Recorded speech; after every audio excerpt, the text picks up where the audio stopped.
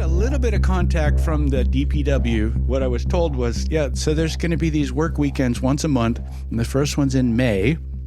I thought, okay, May, good. I'll just loaded up my rodeo and drove up there. And as I got closer, I realized I don't know where the fuck I'm going.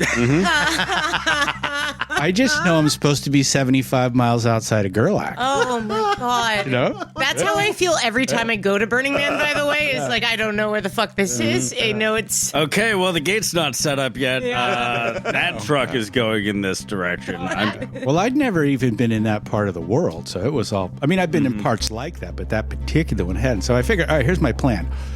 When I saw that sign that said Gerlach 75 miles, I just started driving up every driveway. Right?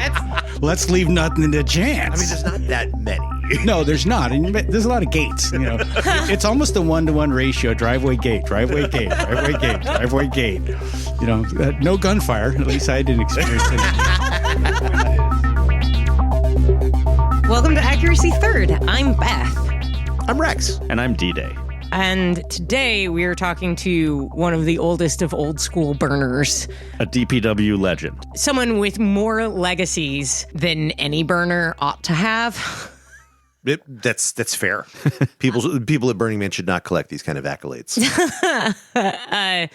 Mr. Mars is we'll call it DPW 0.1. DPW first class. The very first lineage of DPW, where you had to be very odd to end up in the middle of nowhere. They were ruffians. Yeah. No goodniks. And in this episode, we're going to hear more about what that kind of collaboration and creation looked like way back to the 1996 and 1997 days. And we're going to be playing a terrible amount of inside baseball. So if you don't know the names that Mr. Mars is name dropping all of the time, I thought maybe we could take a second and you could answer the question of who is Will Roger? Will Roger is one of the founders of Burning Man. He now lives out in Gerlach with Crimson Rose, the woman who lights the burn every year. They are originals, those two. So that's who Mr. Mars means when Mr. Mars keeps saying Will. Also, who's Rod? Rod Garrett is one of the... I'm not sure if he's the person who designed the original city map layout. Yeah, the current map. That road you all hate? Yes. That's Rod's road. Rod's Ring Road, that road that makes the center part of town so damn weird. It's named after Rod. And Center Camp. He designed the tent of Center Did he Camp. design the Oculus? Absolutely, he did. Yeah, okay. Oh, that was that guy? That entire, yes, the structure that gets tighter into the ground as the wind hits it, that is a Rod Garrett original. That's rad. Yes. So that's who Rod is. And Rod is no longer with us. Yes. That gets mentioned. Who's Tony? Tony, featured Coyote. in season 2, episode 1 of Accuracy Third, is Coyote, also known as Tony O'Shit. And what does Coyote do? What hasn't Coyote done out at Burning Man? Right. Coyote, I believe his current title is superintendent of Black Rock City. He is one of the head muckety mucks in DPW. And Bob Stahl? Ooh, Bob Stahl. There's a guy called Bob Stahl, who's the founder of Awareness and Relaxation Trainings based in Santa Cruz. He's an author. Huh? He looks like he's one of us. He looks familiar. Do I know this guy? In general, you're going to hear a lot about the old days at Burning Man. A couple of other things that if you aren't on the inside baseball side, what is the name of the playa that... Hulapai. Hulapai is a playa that is one valley over that Burning Man was on for 1 year. I just want to say Hulapai was 97. It was on private land for 1 year. I think that's... Oh, and hey, something that is just true is casual misogyny comes out in this episode. There's not a lot of it, but I felt the need to keep it in because I think it's an important part of the culture, and especially talking about the early days of DPW, it might be worth mentioning that casual misogyny was something that was about. It's absolutely the case that a lot of early members of the Burning Man community were from a previous generation that was reinstantiating a lot of casual misogyny that just hadn't been challenged yet. It was a different time, and unfortunately, it still is. This is just like part of Mr. Mars, and this is part of Mr. Mars's experience with Burning Man, and I felt the need to leave it in there. Mm-hmm. There's only a little bit of it, but if it would get a lot under your skin, you might want to skip this one. Bob Stahl, it seems, was just an early member of the Burning Man community. You can find a lot of photography and writing from him from the early years. There's a Burning Man 1997 and a Burning Man 1998 on trippingly.net. And he's had placed art at Burning Man. Great. So if anytime Mr. Mars drops a name, just assume it's someone who is like deeply entwined in Burning Man in the olden days. That's what I am. Now let's hear about really early DPW from Mr. Mars. So Mr. Mars, you have a long and illustrious history with our little culture, don't you? I do, evidently, yes. It dates back to 98, which was when I first attended the event. Oh, that's solid. You got me beat by a year. 99 was when I first worked with the DPW, and then it's really where I started my participation. That's impressive to me that in 1 year you took the plunge to go full DPW. Well, I didn't. So yes, thank you. That's kind of how the story starts. All right. Truly. Well, I've told this story many times, so that's is a form of rehearsal. Mm-hmm. So I'm really happy to have it be formal. I haven't told the story for a little while, so it might be a little jumbled, but I'm unconcerned, you know. I'm 64, so I don't have to give a fuck. Well, is that when you get to stop giving a fuck? Well, I got there at like 28 or 29. You give a fuck. Well, I did. But then I broke out all my front teeth and was like, this is fine. That's when it is Beatles acceptable to stop giving a fuck. There you go. Yeah, you got the reference. Yeah. When I'm 64. So this story that you're going to tell us then. Do love a rehearsed story. So prior to 98, I was exposed to Burning Man. I'd heard about it. I was part of the rave scene in San Francisco in the Bay Area, house music, stuff like that. Mm-hmm. Actually was part of a group that started putting on parties. Maybe you heard about it, the Rhythm Society. I was just going to ask you about the Rhythm Society. Friends I have family. also been to a celebration or two, as have these. We have been it to is events not that a were party. not parties. Yeah, definitely not a party. Not a party. That's the only rule I remember. And don't drink. Well, but like, I saw a lot of people drinking there. There was a lot of people. It was like being in junior high school again, in the way back out in the corner of the field there where all the cliques were. This group of cool kids, that group of cool kids, that group of cool kids, this other group of cool kids. So yeah, I'd been exposed to it, but my family moved to San Francisco in 1966 when I was 8. That's pretty lucky. Jumped onto the train. So somehow my mom got introduced to this school that was called the Shire School, and it was run by a bunch of probably trust fund kids that had graduated from college and were having a wild year, and they all ended up in San Francisco in the mid 60s. And they said, well, let's just start a school. So they started a school called the Shire. So my brother and I'm the second oldest of 7 that are only 10 years apart. So there's some context. Wow. That is a lot of Irish twins right there. Well, yeah, so my mother's Chinese, born in Hawaii, watched Pearl Harbor be bombed when she was like 6 or 7 years old. My dad was in the UP in Michigan, the Upper Peninsula. What's UP? Upper Peninsula. Upper Peninsula. That's where you get Upers from. Yeah. So Michigan has a little thing where, all the cars are, then there's Canada, and then there's a little bit over here that they call the UP that Wisconsin's connected to. So here we are. I moved to San Francisco, 66. My mom introduced to this this idea of the Shire School. My brother and I went to I guess it would be called the Pilot, which was a summer excuse me. My two of my sisters went to the summer program.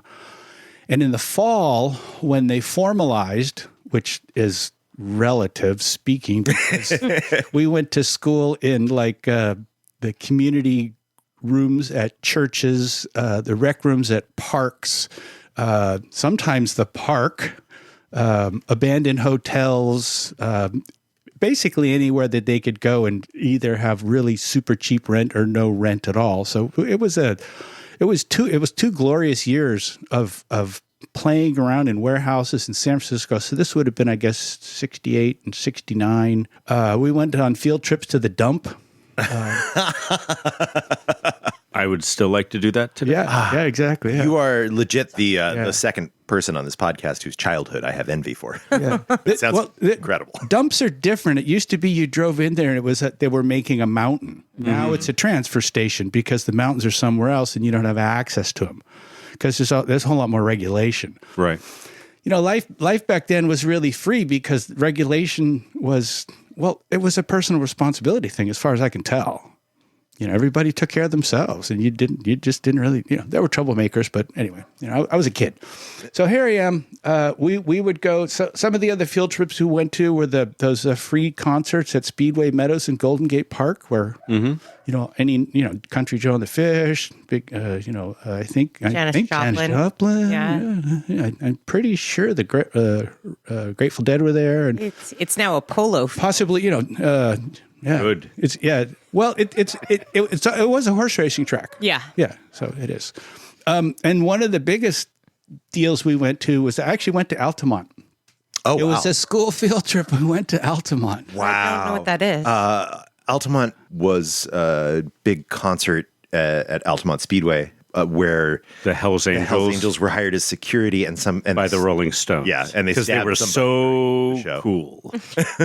Well, they had been at the Speedway Meadows, so Choppers and Hells Angels were always part of concerts.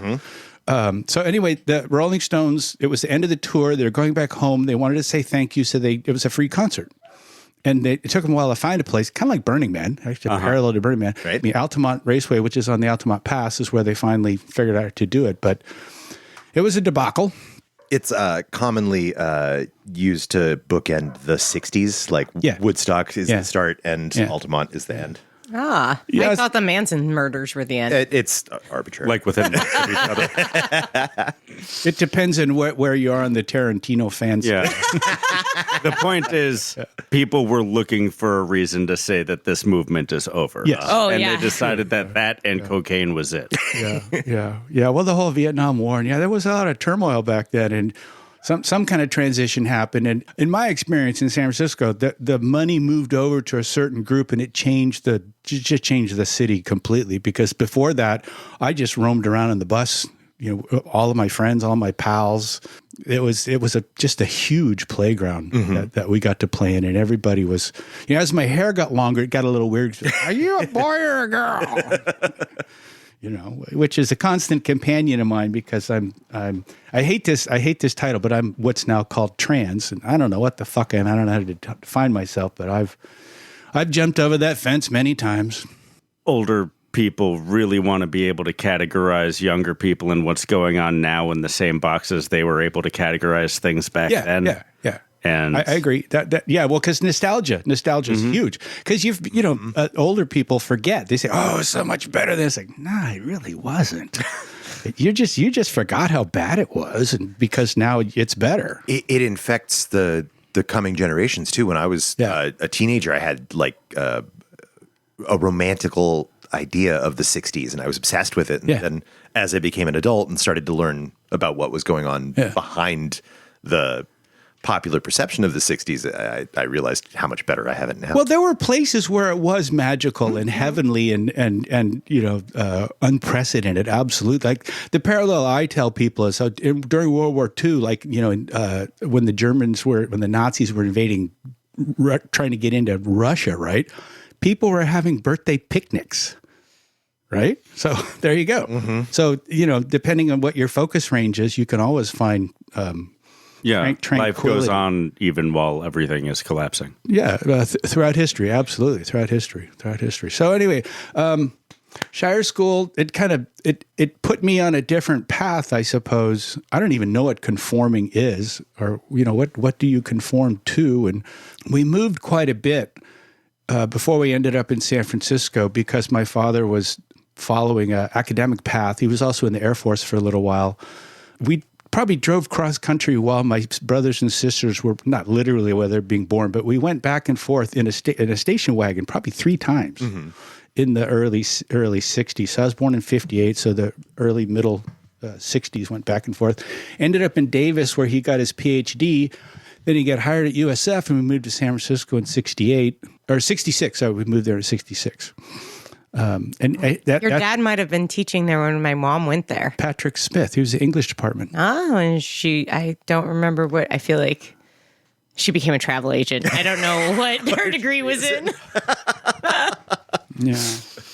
Well, he was involved in lots of controversy because we were hippies. We all had long hair. We drove around in a Volkswagen bus. My mom made our clothes.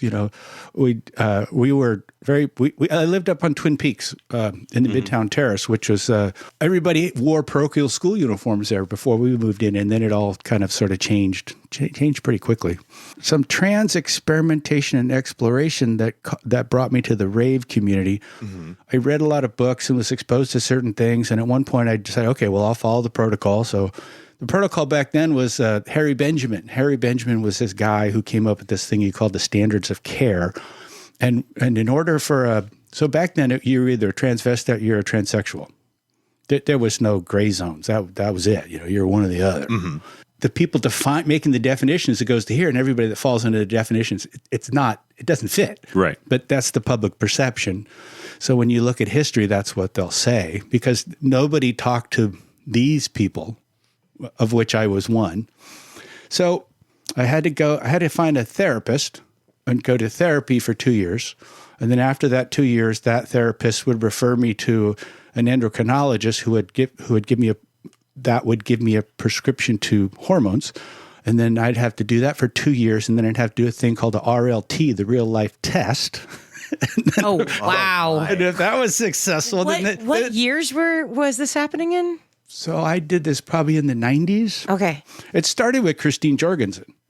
So, because that's one of the first, and then Renee Richards, they were the most famous transsexuals. Because remember back then, well, there were drag queens, but they didn't call them drag queens. They called them, female impersonators, right? Because there was that place up on Broadway in San Francisco where they would come out and dance around and strip down, and hey, he's got a penis.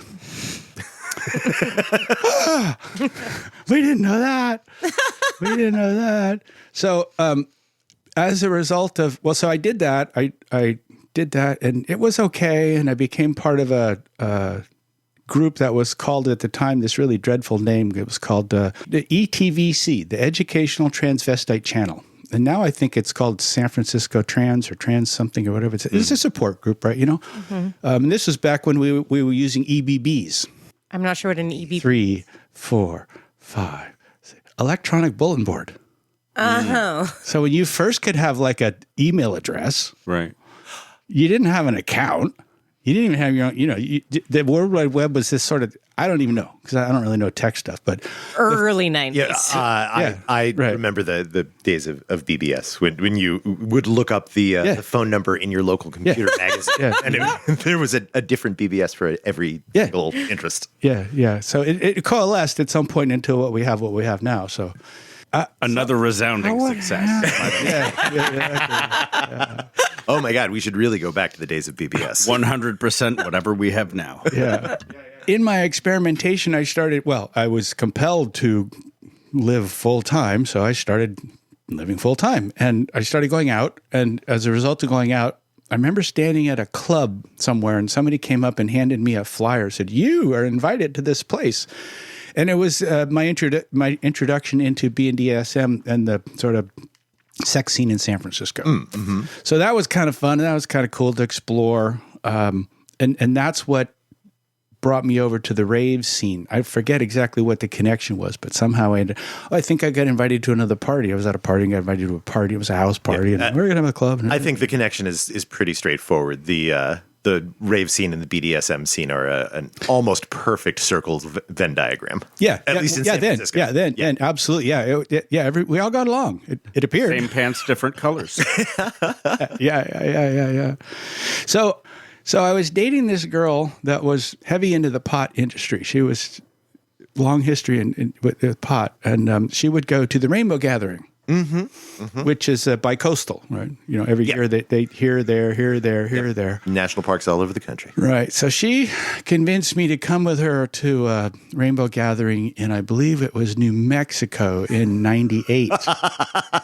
My brother, we share that experience. I was at that Rainbow Gathering. It was same year? First one. Yep, same one. Oh boy, same one. Yeah. And I went there. I drove there with her, and she just basically disappeared. And after 3 days, I'm like, this is. Oh, you are so much smarter than I was. Wow, we're all going to go home. The thing is, if this was where we were going to stay, that would be one thing. But this is a lark. It's y'all are pretending, because your lives back home are not this squalorous. So that's true for 2/3 of that populace, and the other third of that populace, that's what they're doing. That all the time. They're home. They run a circuit around the country. Correct. The Rainbow Gathering was like, I wanted to go home. So the woman I was traveling with, she said, well, there's a bulletin board. You can go post a note. So I went and posted a note, and that was useless. So she finally decided, okay, I'll go home with you, but I want you to go to Burning Man with me. I'll go home with you early, but you have to go to Burning Man. I said, all right. Burning Man's closer, right? It's not in New Mexico, So then, all right, I'll go to Burning Man. So in 1998, it rained. It rained. And that was the last year of the camels.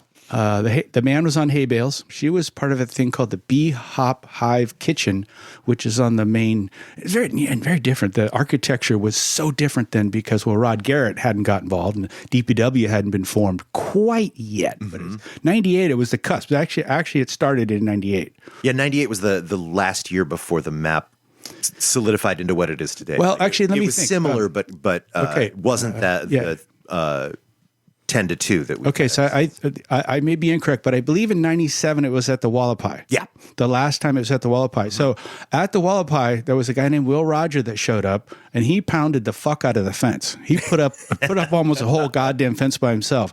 And so Larry Harvey went up to him and said, hey, you know what this city, because they were starting to call it a city at that point, what the city really needs is a Department of Public Works. And Will said, I'll do that. So 98 was the first year that DPW had some hands-on stuff about built. That's also the first time they had, if you look at the aerial photographs on the playa, that's the first time they had the shape that they had. Because before that, they did the satellites where they had the people driving through camps. And it was an experiment that kept shifting and changing. But I say that as a result of Will Roger being involved, and his lifelong friend, Rod Garrett, who was also, they lived in the same place in West Oakland. He was an architect. He was a lay architect. Will eventually convinced him to come in and start doing design work, and that's what we know now.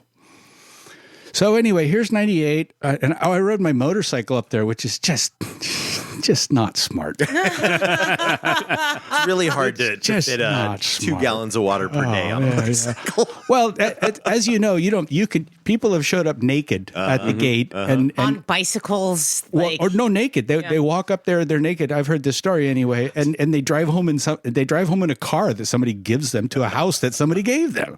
So the generosity and the wealth of product up there is astounding. So. But I didn't know. I didn't care. And, I can survive. So anyway, I found her. She was pissed off at me. It's like, oh, great. So I kind of tried to keep myself busy, and I tried to find other people I knew, which was really hard because it was just a sea of tents then. I mean, in 98, the whole city was 4 feet tall.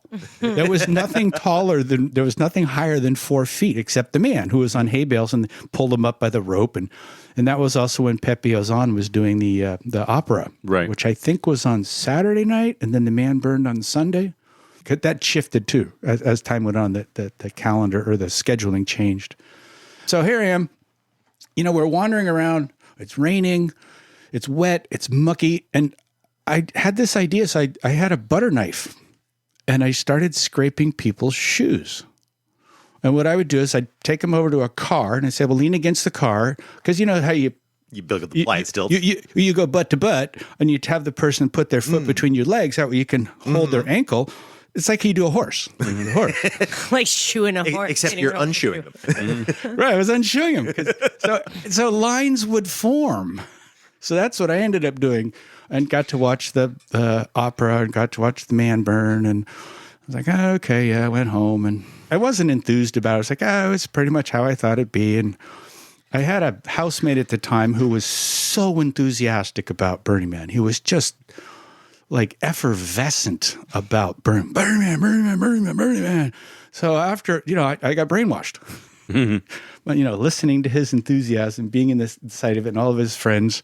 And I thought, all right, well, I'll try it out. So I made some contact, and I found two groups that seemed interesting to me. One was the opera, because, maybe I could make stuff. And the other one was this thing called the DPW. It's like, oh, well, that's interesting. So they make stuff, because I'm a maker.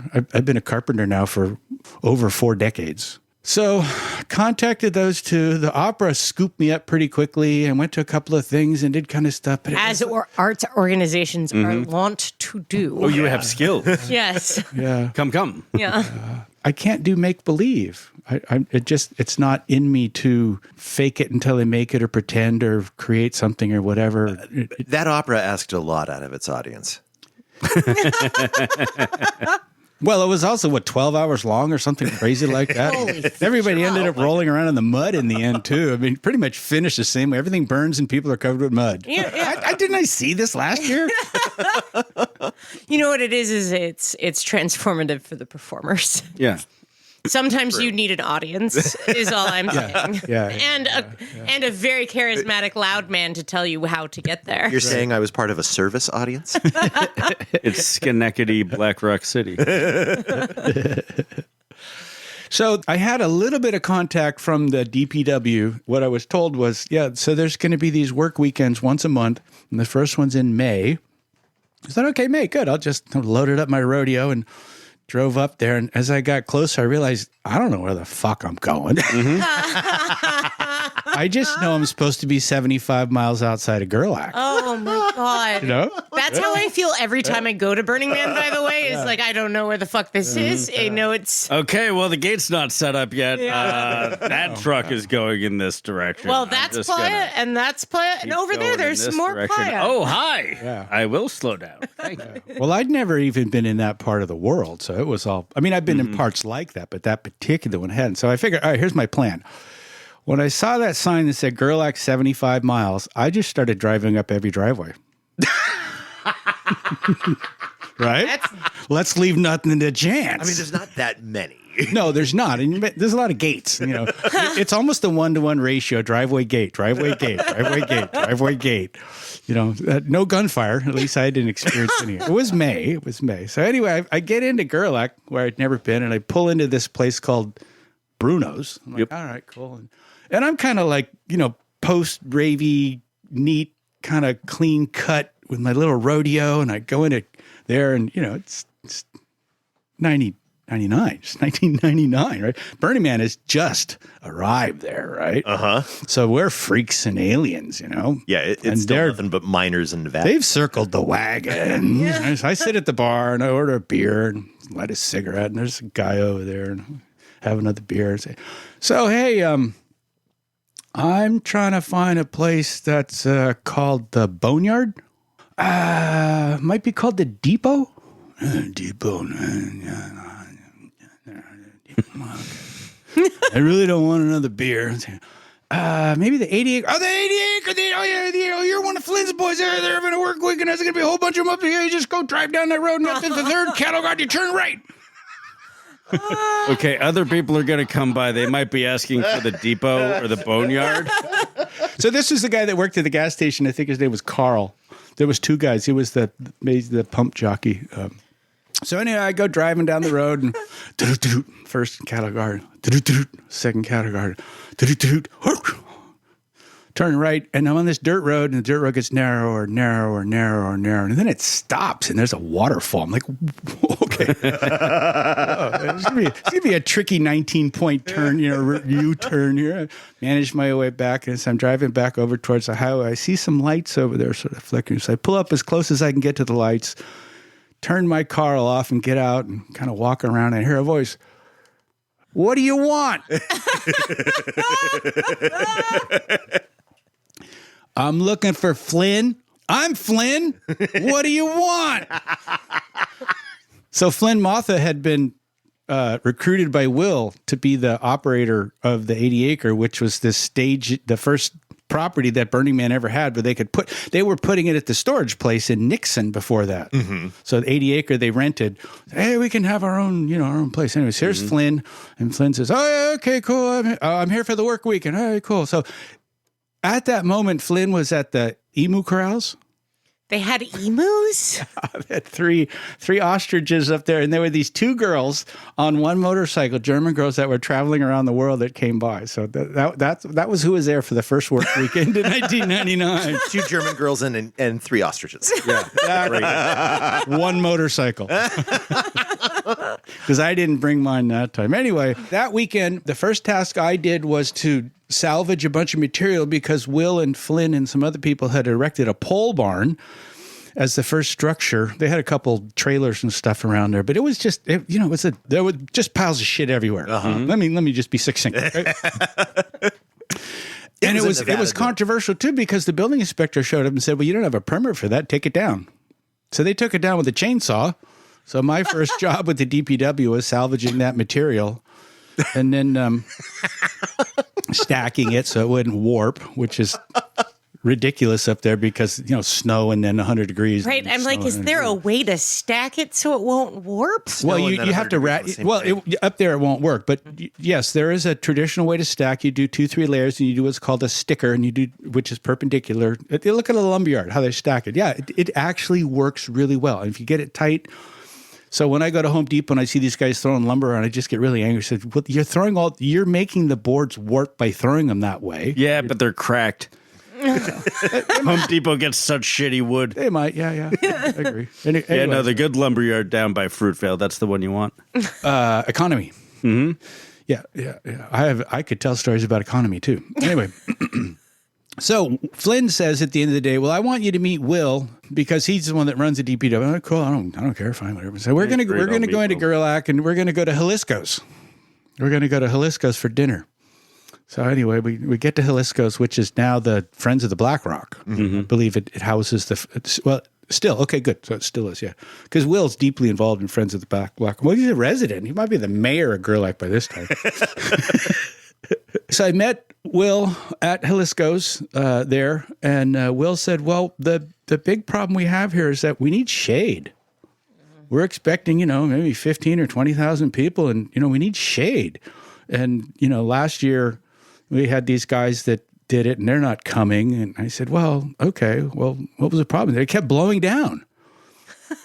I said, "Oh, well, did you use like tent stakes?" And yeah. I said, "Oh, yeah, that ain't going to work." Mm-hmm. Grommets, that's not going to. So I said, "Well, how far can we go down into the playa?" Like, 3 feet. "Okay, cool, no problem. Well, all we need is a post hole digger and some 4x4s, and then some 2x6s, because they had a bazillion square foot of this black shade cloth that Bob Stahl had scored somewhere from Caltrans or whatever. Mm-hmm. They didn't know how to use it though. He said, "Because when we put it up, it tears." I said, "Well, you have to use a batten." Mm-hmm. "What's a batten?" It's basically a piece of wood that you wrap the fabric around until you get to the lumber, and then you use nails. Because initially we used nails because it seemed okay, but eventually we worked into using screws, and then there were a couple of other innovations, construction products that I was able to import up there that helped enormously. So I wish I had that cocktail napkin, because that's what I did. I said, "Well," they were like, "What?" So I did a quick little sketch. So the road cloth was, I think, 16'8" by like 900 miles long. So, okay.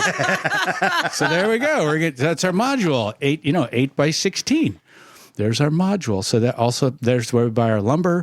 We can put 2 of them together. We can put 4 of them together. Mm-hmm. So the first one I built was out at the 80 acre, attached to one of the trailers. And I sloped it, and I did all this stuff to get the water off of it, which didn't work on the playa because in the playa you got to be flat. Yeah. That's what I discovered right away. You got to be flat. Yeah, any kind of slope in the any kind of slope, it just tears it apart. Yeah. The weird loading, and I remember watching the luffing. It's like the 2x6s are bending high, and then by just simply making it flat, it's like, that was it, man. That thing will stand there forever. So in '99, that year, I went up and back 8 or 9 times because I was working. I was working construction, and I think at that point I had just bought a house. Maybe had bought 2 houses. Yeah, I had bought a house as an income property. I bought a second house, which I was living in and doing some remodeling and had a lot of work. Mm-hmm.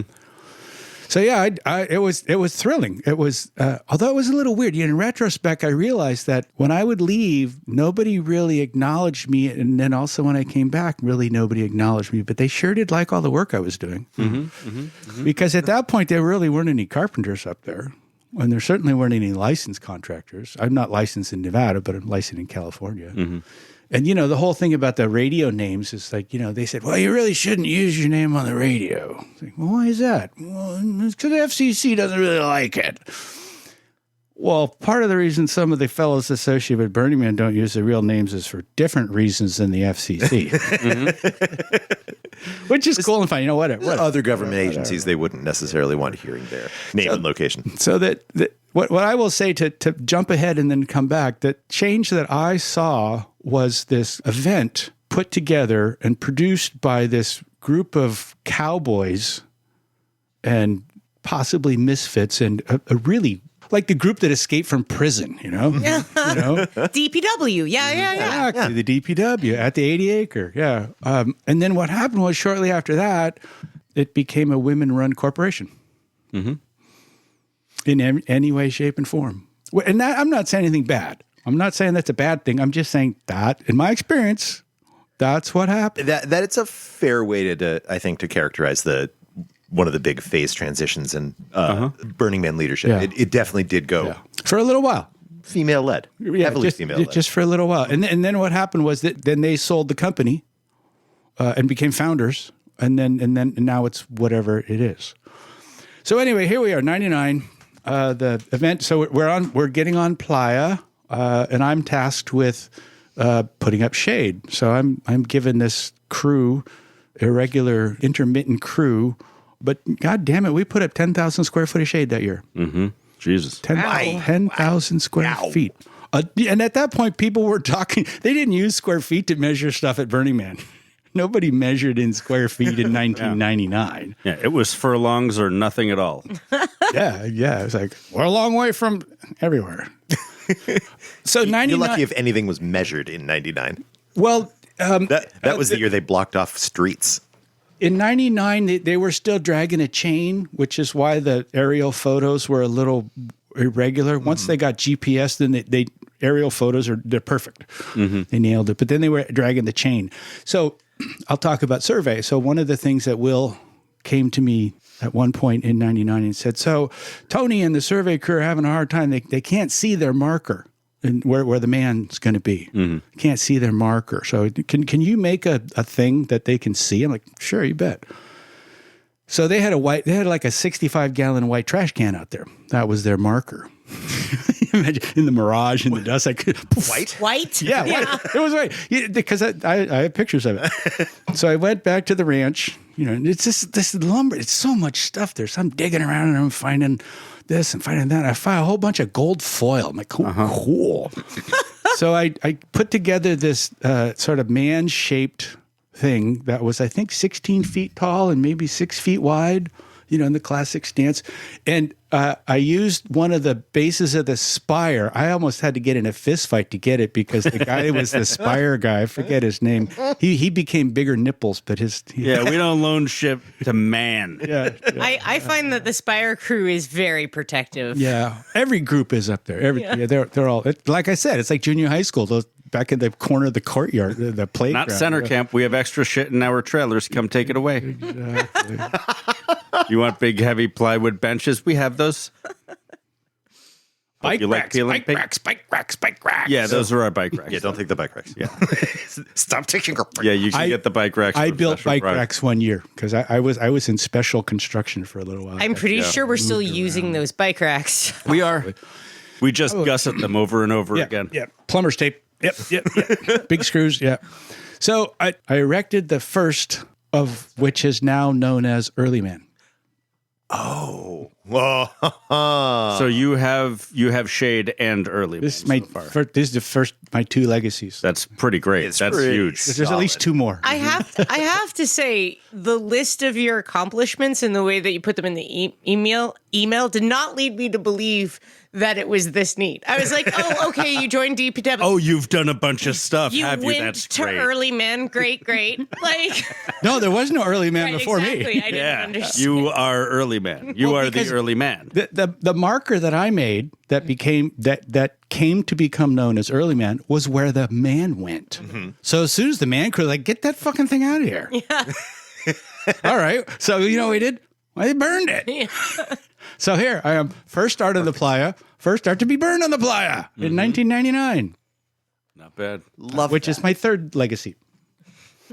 I actually built 3 or 4 other Early Men as well. But I wasn't there. I've never seen one of my, You've never been to an early man.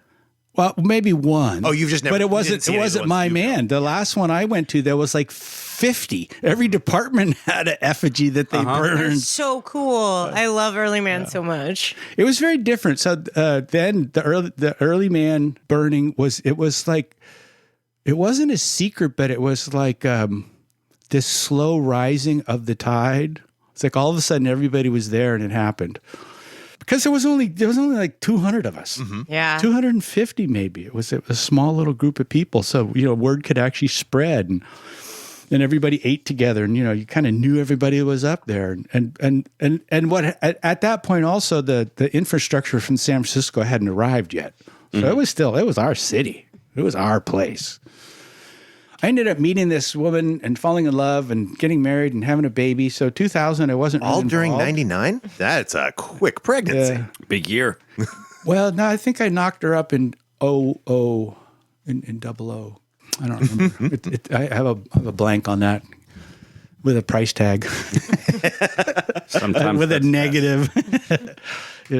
So 2000, Will had hired me, and I had to turn down the job because I had a problem in my rental property with rats, and my tenants threatened to move out. So I thought I better do that. The income money on the rental property was paying for both my houses, so it was pretty important that I leave that intact. And I think that kind of pissed Will off because he hired me to work in his personal residences, but I never really got a job at Burning Man after that, with the exception of one time. A couple of years later, I got hired, although I'm jumping ahead. So let's go to 2001. My first wife's friends set up a theme camp called the Foreplay Lounge, and we ended up getting a spot at Esplanade, and it was a mini golf Nice. on a conception theme. I love it. Yeah, it was very popular. I visited with the construction crews and stuff like that, and they said, well, this guy, Eric Close, is having a problem out at Camp Arctica. And before the Arctica was just a refrigerated trailer that was parked next to the cafe where you just walk up and the doors were open and that's where you got your ice. And I think the funnel through to the local charities was always there because it wasn't a profit thing, although it sure could have been. Rod was involved at this point because Will had courted him and brought him in. And so Rod had come up with this idea of this for Arctica, wanting it to look like an igloo, some kind of a wooden superstructure with PVC pipes, circular, going up and then stretching fabric over it. Well, it was just a complete failure. PVC is terrible to always the work wrong with. choice. Period. Yeah. It was a very poorly thought out. It was a fine design on paper, and I think the thing that really was the death knell, and that was that Eric Close was just completely unsupported for various reasons, and he actually ended up committing suicide about 3 or 4 years after that. Sadly, Yeah. Anyway, so I built a counter. I built a counter for Arctica so they could slide the ice across in 2000. So in 2001, I decided, well, I'll go back. Why not? And my job was to build Camp Arctica. So I had many meetings. And I think at that point I was working on Will's compound down in West Oakland as one of my jobs in the Bay Area. I had many meetings with Rod about what we're going to do. And Rod had a couple of different ideas. One of his ideas was to do kind of like a bonnet on a pram. Mm-hmm. You know, so it's a bunch of hoops and you just go all the way over. And I'm like, well, yeah, but the hinging point's going to be so big and the weight. And how are we going to? That's. I don't think we can do it. If we did it inside, yeah, we could pull it off, but outside, no. How about if we do like an umbrella? Like an umbrella structure. Do we have any big timbers? And they're like, yeah, we got some big old timbers. So there were these like 16-foot timbers, 6x6s left over from, I think it was the center camp, because center camp got put up in '99 the first time when they did the cable with the shade. Yeah. That was '99, I believe. It was Russ Leslie, who was also a professional carpenter, one of the first carpenters that showed up as far as I know, other than myself. But he preceded me. But I was there before him in that year. So yeah, there was also Andrew Sano. There was a couple of other guys too that were actual real carpenters. So I said, well, yeah, we could do that. And then let's see, Monkey Boy was building the maze. So there was these plywood scraps all over the place. I said, well, that's easy. So I had built at a warehouse that I lived in West Oakland at the Vulcan Studios, as a matter of fact. Vulcan alum. Yeah. Yeah, I was actually one of the first people to move into the Vulcan. I had a motorcycle shop there. There you go. That's another one. That's another story. Yeah. So a bowstring truss is a big beam, horizontal, and then an arc, a bow, and then a set of fasteners that are both vertical and diagonal, which integrate the whole thing, and it becomes a tensile structure, a unit that can hold massive amounts of weight. And I was on to build another one. So here I am, talking to Rod, and said, oh, no problem. Here's all we have to do. We got all these scraps of plywood because the fabric was left over from the year before. So we had enough fabric. The first thing I did is I measured all the fabric. I said, oh, how big of a thing can we make? Okay, here's how big we can make it. I forget what the dimensions were because the fabric was already cut into strips. So I basically cut it into diagonals. So there were my pie shapes for the umbrella. Uh-huh. So what I did is in the shop, which was, I think, new by that time, I think the shop was new, or had been there not very long in 2001, maybe a year or two. I set up a series of sawhorses and a series of blocks and started laying up these pieces of plywood that Monkey Boy had left over from the maze into strips with construction adhesive and screws, and we made arcs. We made arcs and arcs and arcs. So it was a full, and we'd cut them in half. Then I had to scrounge around for some metal to make the metal connectors at the end of the arcs. Had to find a bunch of hardware to connect. But I did. I found buckets full of carriage bolts, buckets full of nuts and bolts, buckets full of screws, just pieces of metal lying all over the place. Everything I needed was right there. So the first Arctica, the umbrella, the igloo, was made with, it cost nothing. That's incredible. And we put it in a box and put it up the next year. Not bad. That's my fourth legacy. That almost never, like, that's almost the most impressive one. They were talking about, we have to have a reusable, we have to have sustainable, we have to be reusable. So I also did a thing for the guy that always looks like Lawrence of Arabia, Steve Nafta, Kafka something. Raspa. He does it's the artery or is it the... Yeah. Yeah, so he has this thing where he sets up a bunch of stuff. He needs to have hanging space. I said, well, let's just use scaffold. Fucking totally sustainable because we found this thing called a put log, which is 22. It's this weird metal thing that they use in scaffolding. Bob Stahl knew what it was. Bob Stahl, he was an interesting guy. Bob Stahl was. Did any of you ever get to meet or have associated with Bob Stahl? With him, no. He was prior to me, and yeah, he died recently. But nobody liked that. It's scaffolding. It costs nothing. We can use it again next year or so. And so at this point, my bubble and Burning Man is starting to kind of break apart because this is what you people are saying you want, and I'm giving it to you, and you're saying, oh, no, we want something different. It's like, all right, got it. Well, I'm going to reduce my investment here because I'm a professional. I'm an artist. I tend to get emotionally invested in my projects. I can get a vision and I can manifest it. So put this thing together that year, took it apart, put it in a box, put it together the next year. But at that point, the damage that it sustained in the heat and then the cold, it just fell apart. As soon as we started taking it apart the second time, it was literally crumbling in our hands. And you just throw it all in the burn barrel. It's like, it's just not usable. About 2 years after that, I got hired as the Black Rock City construction superintendent, which is a weird little job because all I did was drive around in a truck. That is what a superintendent does? Yep. And I got a lot of money for doing that. And it just really bothered me because I'm a bags-on carpenter. I only bill for what I do, what I make. And, I'm driving around talking to a bunch of people that are making the same thing they made last year. But that was that shift from before, when I first went up there, which was this cowboy run organization, the show must go on, to the female run corporation that has all these layers of, and then managers and meetings. Like, I'm not sure how this moves things forward. I understand in a corporation that the purpose of that is to drive up the cost of the product. Because the more it costs to run the company that produces this product, the product price is then here. So that's what that is. It's a capitalistic tactic, and it's a really good one if you can pull it off. But for me, I wasn't happy with it. I'll say from my experience watching some of the internal departments grow that it's often a situation where an organizational problem arises that nobody foresaw because it's a bunch of amateurs that don't really have any idea how to do the task that they have on their plate. Here. So then the next year, a big superstructure is put in to deal with last year's problem. Yeah. Last year's problem never creeps up again. It's fucking socialism. That's the best case scenario for socialism, as far as I can tell. That's the way it is. And more people support it because why the fuck wouldn't we support them? Well, because we're all going to get some shit done, let's get it done together. Let's not do it again.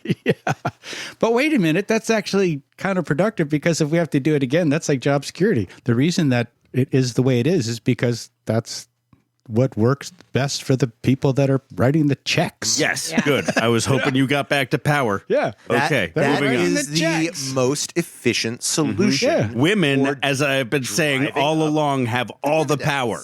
Yeah, they do. Yeah. Well, but they're reluctant to actually, to put on the yoke and pull the train. They are. Because it's overwhelming numbers of men that have brought society and humanity to the point it's at right now. And they've done it willingly, freely, and have been rewarded on. And not all of them have made money. It's only a percentage that have made money. Many have not. They're just grist for the mill. So anyway, I think I had a couple sort of all-star or star drop-ins, celebrity drop-ins, because I had a long relationship with Ali Pato. He actually worked with me on my construction projects. He lived in my house, one of my rental properties, for a while. Probably for a good 10 years. So since he was running the depot, he would bring me up to make some little thing, and that got me in the gate. And then I would just park back behind the depot where there was nobody and have this, this playa view all the way to Gerlach and be left alone, and which is what I liked and I wanted. And my daughter, who was in utero, had Burning Man, and I'm not sure if she's still a Burning Man person. I don't think her mom is anymore. I think most of that group, they've moved on to other things now. But I went, after I was the construction superintendent, I went up a couple times in that sort of all-star mode, but I can't even remember I couldn't pinpoint when the last time I was actually at Burning Man, either pre-event, during the event, or post-event. I'm just not sure. I did go up to Gerlach many times to work on Will's place as he developed it and relocated himself up to Gerlach.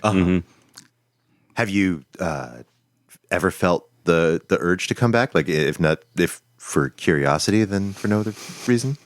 Well, I don't have my RV anymore, and I had this really great. I had a 28-foot Class C that had a door on the back and a ramp, and it was empty. I had nothing in it, so it was just perfect. You could load up whatever toys I wanted, go wherever I wanted, and you can always find a toilet. You can always find food. I had a little, I had a cook stove and stuff and ice chest, so I could be completely independent. But what happened was, as those things do, it started to leak because it was parked outside. And it was in Martinez too, so which is really fucking hot. It was in Martinez. I decided I better sell this before it totally melts. Yeah. And because I know I can replace it really easily, because those things are like 30,000. They're even less now if you look at them. They're called fun movers, by the way. It's an RV with a door on the back and a ramp. It's called a fun mover. It's different than a toy hauler. A toy hauler is a trailer. Right. That also has a ramp and a door on the back and a ramp and full facilities.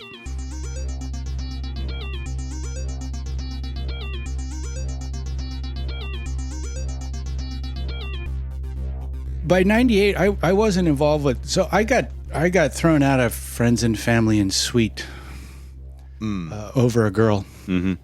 So I was disinvited. I think also they weren't really crazy about the fabulous Miss Rachel Dove, who I was then identifying myself as. I was the only one, so it was. I think I was like a little gravel in the path, a little piece of gravel in the path that people were like stubbing, not even stubbing their toes, but they could feel it when they walked over. Oh, what's that? Mm-hmm. And they were more content to have a nice walk in the park, right, uninterrupted, which is fine. And so, my approach to my own relationship to my sexuality and all that stuff is like, it's mine. Mm-hmm. Mm-hmm. I don't need it to be validated by anybody, nor can it be. Right. Honestly, not in any kind of simple way. Well, and this is me as just me, as an individual. I mean, I tried many different ways to integrate, and I actually was with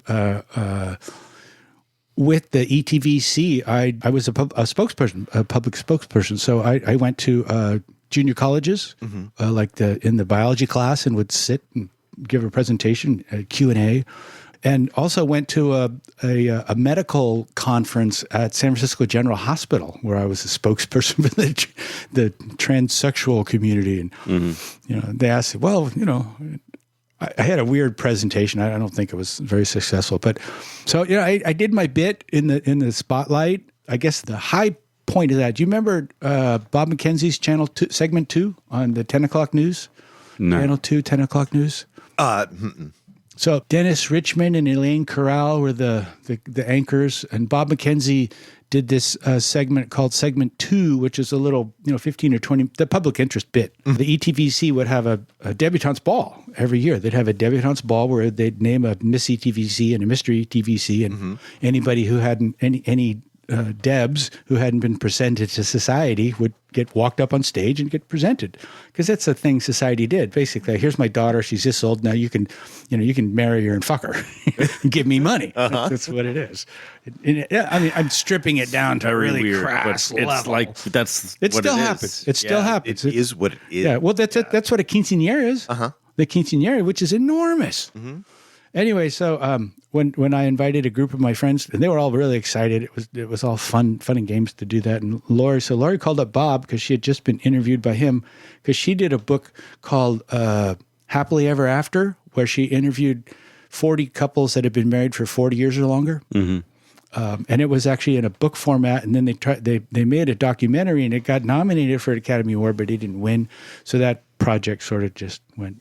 But anyway, so Bob had interviewed her as a result of that, and she said, "Hey, Bob, I'm going to this really cool thing that you might like." Bob's like, "That does sound really cool." So he shows up with a cameraman on the night, and just running all over the place, filming everybody, trying, a lot of people wouldn't talk to him. Some people would, some people wouldn't. And he started saying, well, I want to do more. And so he started asking the different people he was interviewing, can I talk to you in your other life? And he came up to me like, fuck yeah. Yeah. Fuck yeah. Why not? I don't care. Come on. So he ended up coming to a couple days later with the cameraman to a job site, to my house where I was living in West Oakland at the time. The premise of the little bit was that I was getting, that me and my fiance were getting dressed up to go out to have fun, because that's what we did. We went out and had fun. Mm-hmm. And it turned into 2 segments. So it aired 2 consecutive nights, each 15 minutes. And I'm on tape. But that was really fun, because in the after period of that, people would like walk up to me in the street, go, "You're Miss Rachel Dove. I saw you on. You're famous. You're on TV." I got meals for free, and Nice. it was really fun to have some celebrity status. Yeah. Well, I had that when I was a motorcycle racer too. I was a Motodude in the Bay Area for a little while. Well, that's easy to do. You just have to spend a lot of money. Because that's how you win motorcycle races on the amateur level. You just spend more money than the other guys. Spend more money. Yeah. I'm not really afraid of anything. Not to brag, but that's an accurate assessment because through my life I've like thought about it. It's like, am I afraid? Did that scare me? There's been a few places where I'm like, holy shit. I definitely have some incidents where like, well, that could have gone really bad, but it didn't. And did I have an influence over it? Well, maybe not. Right. And the other thing that puts me in the shoes that I wear is that I've died 3 times. Ooh, like wow. Like flatlined? That'll give you perspective. Well, they are all self-diagnosed.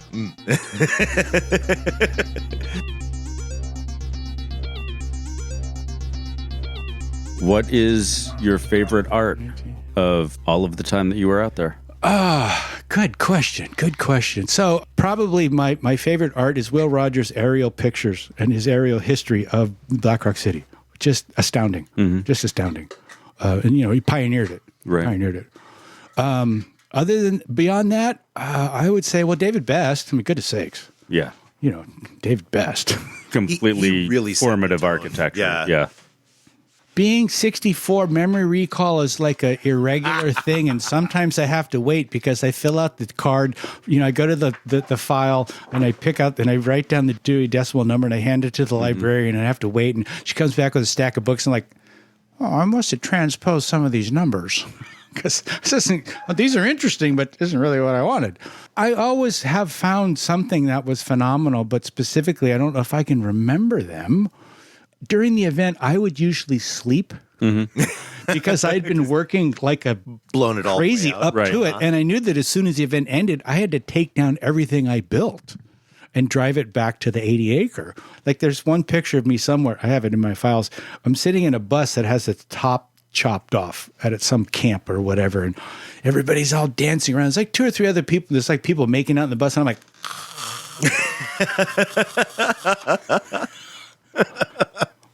because remember when I went there, I'd park at the leading edge of the wind by the gate or by the fence behind the depot because then I can make my trips into the city to see what I wanted to see, but I can always come home to my sanctuary. Yeah, nobody's going to visit you down at the windbreak. The Rangers would come around every now and then, and the police would come around the outside. The different cops would come around the side, but they would never stop because they'd already checked with all the patos. No, that's okay. He's fine. He's my security. That's my night. That's my night watchman. That's Peter. He would say, "That's Peter." Oh, that's Peter Mars. That's Peter Mars. Okay, well, if it's Peter Mars, it's okay. You just paint that on the side of your RV. I'm about pace. So I'm not going to bracket or parenthetically contain some calendrical period, chronological period, just to do something that I've always wanted to do because I don't really have a category called things I wanted to do that I haven't done yet. Which is alienating, like we were speaking about earlier. Because it's like most people they want to have this kind of conversation. Like, well, I can listen, right, and I can be as empathic as I can, and as sensitive as I can. But I'm a sociopath, and I'm a fucking stone cold sociopath. I know that. That's why I can do all the things I do because I'm non-emotive. I just get to work. I have the tools, I have the equipment, I have the knowledge. I know how to do the stuff. I know how to get the information I don't have. It's been that way as long as I can remember. I haven't been able to change it with chemicals or drugs or alcohol or anything or social situations. So giving it a good college try is important. There you go. Yeah. I got the ribbon for that one. So no, I'm just gonna be, because that's fucking hard enough. Yeah. Yeah. And the thing is, if you have any kind of success in being, what you then notice is, whoa, look, there's actually a tribe. They're disparate.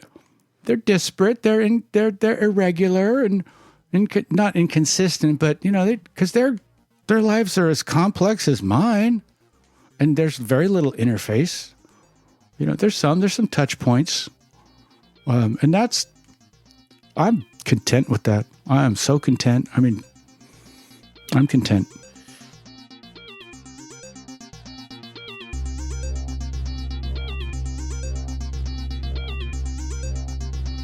And that was Mr. Mars. He was on the list. That was Mr. Mars. Mr. Mars is obviously an influential DPW person. Coyote confirms that Mr. Mars is real. So did Zeno. I had to check. It seemed kind of unbelievable that one man could have done so many things. And Zeno is our authority on shade. He would know if Mr. Mars invented shade. Apparently he did. Yep. So that was that. Thanks for listening. One guy can do so much. This has been Accuracy Third. I'm Beth.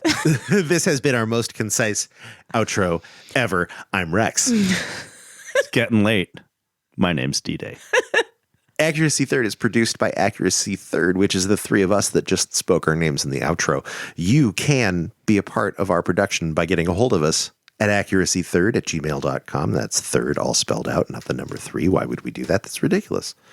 The music in this episode is whatever music Beth chose to put in it because she edited this episode. Let us know the cool shit your camp is doing at Burning Man. We would like to know the cool shit you're doing. We like to get out and see stuff. Give us a heads up.